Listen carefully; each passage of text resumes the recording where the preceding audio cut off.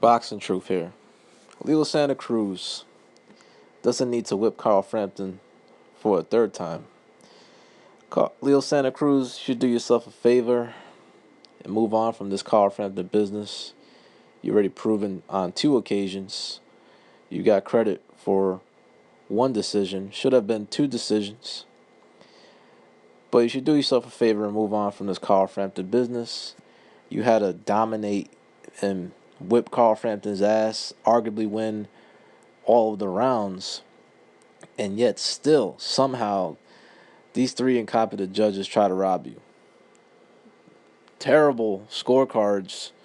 They got the winner at least, the right winner at least, but it's just atrocious scorecards. 7-5, and Burt Clemens turned in another trash scorecard, scored it a draw.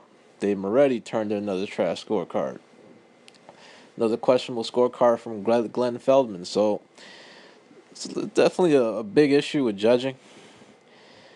These guys should definitely be looked into or at least investigated, perhaps suspended, or give an explanation to how they come up with these scores. It was a very clear fight to score on behalf of Santa Cruz. He made a statement from the first round on, showed Carl Frampton that he was going to be even better in the rematch, that he was going to be more effective at at displaying range and keeping the distance in his favor. And that's exactly what he did. Was stepping back, countering, was throwing the jab with confidence, and was keeping Carl Frampton at a range where he was able to land his shots, was able to be more effective with his longer, straighter punches, and Frampton just couldn't really get inside on a consistent basis without really putting himself in harm's risk at the end of Santa Cruz punches and counters. Santa Cruz, with Carl Frampton's ass, showed him that, he really wasn't the 2016 fighter of the year. I'm being hard on Frampton, but, it's hard for me to give credit for a fighter that was gifted a couple of wins in his campaign last year. I mean, I give Frampton credit in terms of his toughness. He's got dog in him. He's got durability. He doesn't stop coming. He doesn't quit. And he got hit with some hellacious shots. He took a beating in the fight. He didn't stop. He didn't give in. He didn't stop trying to win, but he was completely outmatched. He was unable to deal with the physical advantage of Leo Santa Cruz. Santa Cruz just fought smarter. He he fought better even in the first fight. It was more strategic.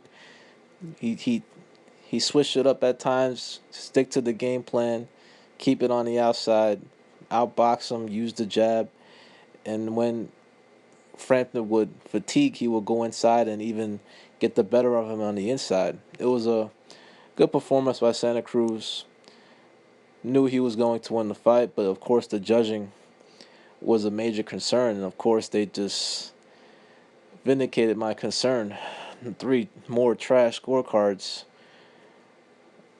for this fight, and Santa Cruz, he should just move on, man. He shouldn't go to Belfast. He can't even get a fair shake on his own home soil.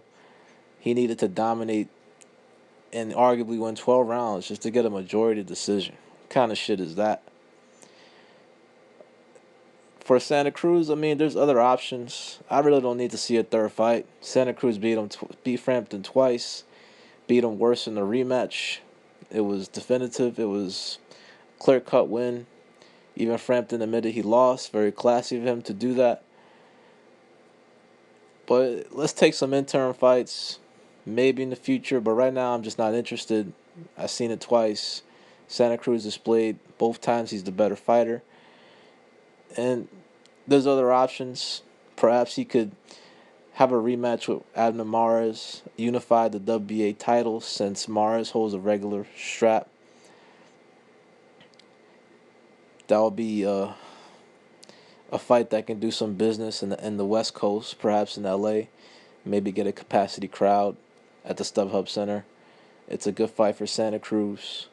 He could become the undisputed WBA champion.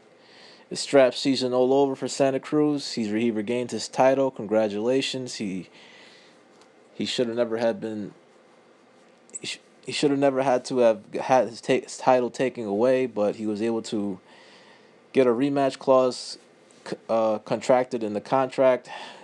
He got the rematch to go ahead with Frampton, and he was able to regain his title in even a more definitive fashion in the rematch.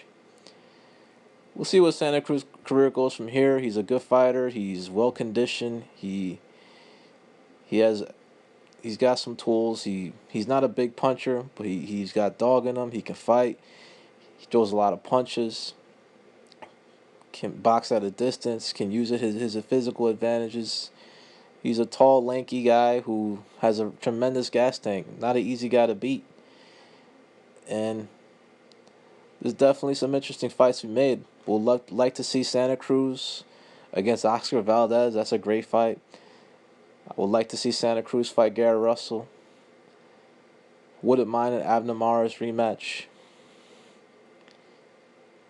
And then eventually, Santa Cruz against the best 130 pounders. Santa Cruz is definitely either a favorite or a live opponent against any of the guys I mentioned. I think Valdez will probably be his most difficult fight at 126. I would really favor him over Gary Russell if that fight was to take place. But I think his stiffest competition would be the fight against Oscar Valdez. But can it happen? I'll see it when I believe it. But if that fight was to be made,